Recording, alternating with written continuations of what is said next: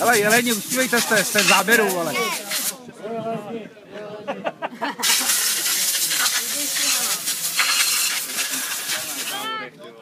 Tak, jo. Jsem se trošku snížil, musím dělat reklamu na kapucína tamhle tebou. Jo, mám u tebe čepičku, tak jsem bude voličáky dám.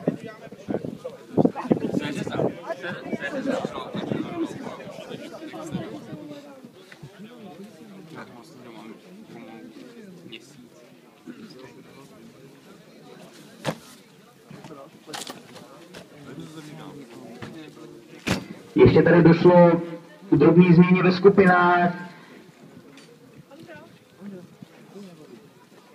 Takže Ondřej Rakovec se přesunul do třetí skupiny rozjížděk a naopak Max Gecel se posunul do skupiny číslo 2.